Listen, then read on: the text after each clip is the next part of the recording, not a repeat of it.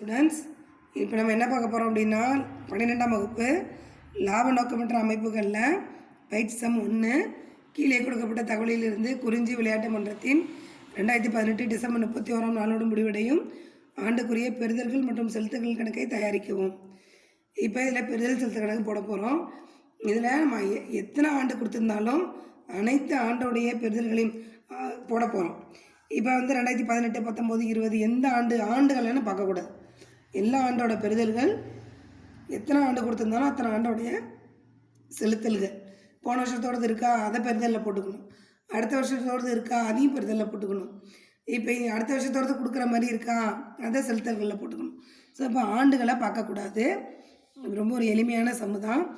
பாருங்கள், கை ரொக்கம் அப்படிங்கிறது நம்மகிட்ட பணம் இருக்குது. ஸோ அதை பெறுதல்கள் பற்று, சம்பளம் கொடுத்தது செலுத்தல்கள், பணம் வெளியில் போகுது, ஆயுள் உறுப்பினர் கட்டணம் பெற்றது உள்ளார வருது, பணம் பெற்றதுன்னு வந்தால் பணம் உள்ளார வருது. ஸோ அது பெறுதல்கள். சந்தா பெற்றது பணம் உள்ளார வருது பெறுதல்கள். வாடகை பெற்றது பெறுதல்கள். அச்சு கட்டணம் செலுத்தியது செலுத்தல்கள். பாதுகாப்பு பெட்டக வாடகை பெற்றது பெறுதல்கள். தொடர் விளையாட்டு போட்டி வரவுகள் பெறுதல்கள். தொடர் விளையாட்டு போட்டி செலவுகள் செலுத்தல்கள். முதலீடுகள் வாங்கியது. ஸோ இந்த வார்த்தை வரும்போது பிள்ளைங்க தப்பு பண்ணுறீங்க. என்ன அப்படின்னா முதலீடுகள் அப்படிங்கிறது நம்ம இதுவரையும் நாங்கள் தான் சொத்துன்னு சொல்லி கொடுத்துருக்கோம் இல்லையா, அப்போ சொத்து உள்ளார வருது, அப்போ பெறுதல்கள் அப்படின்னு போட்டுறீங்க. அப்போ இந்த முதலீடுகள் அப்படிங்கிறதுல நீங்கள் அடிக்கடி நிறைய பிள்ளைங்க இந்த கணக்கை தப்பு பண்ணுறது இந்த முதலீடுகளில் தான். இது முதலீடுகள் வாங்கியது அப்படின்னா சொத்து உள்ளார வரும், ஆனால் நம்ம அதை பார்க்கக்கூடாது, பணம் உள்ளார வருதா அதை தான் பார்க்கணும். அப்போ முதலீடுகள் வாங்கியதில் பணம் என்ன ஆகுது, வெளியில் போகுது. அப்போ இந்த முதலீடுகள் வாங்கியது எங்கே போகணும், செலுத்தல்கள். நம்ம போடலாமா? கைரொக்கம் 4000, சம்பளம் கொடுத்தது செலுத்தல்கள்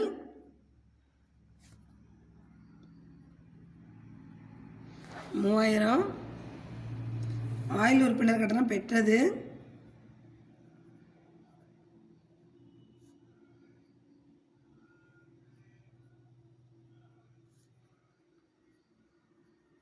10,000,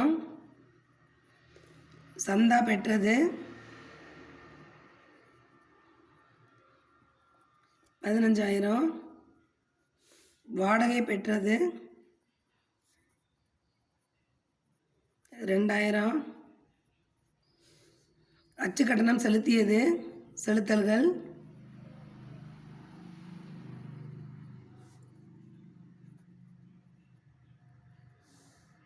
2,500, பாதுகாப்பு பெட்டக வாடகை பெற்றது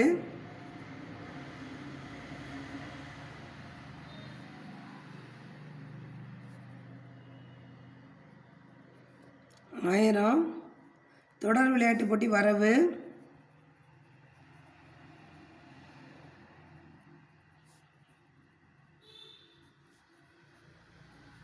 14,000, தொடர் விளையாட்டு போட்டி செலவு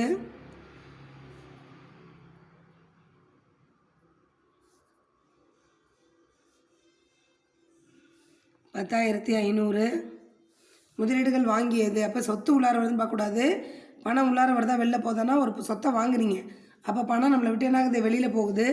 அப்போ முதலீடுகள் வாங்கியது செலுத்தல்கள்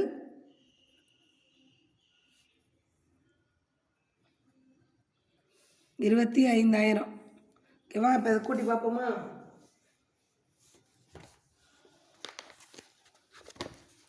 இங்கே கூட்டி பார்த்துக்குவோம்.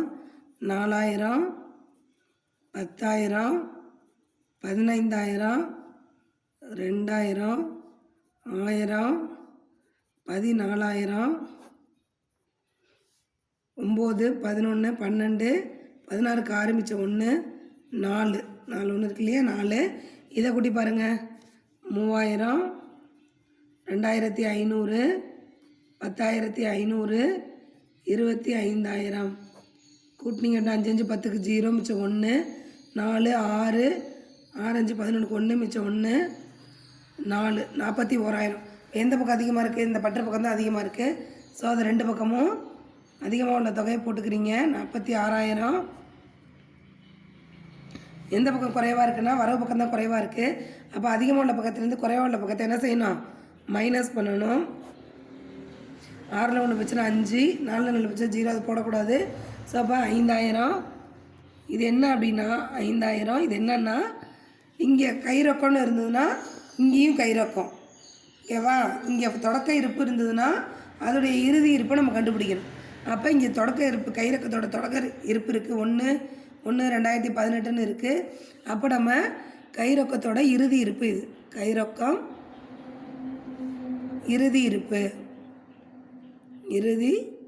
இருப்பு கண்டுபிடிச்சிட்டோம். இதில் ஏதாவது டவுட்னா கேளுங்க. அடுத்த எக்ஸாம் போடுறேன். சப்ஸ்கிரைப் பண்ணுங்கள், ஷேர் பண்ணுங்கள். தேங்க்யூ.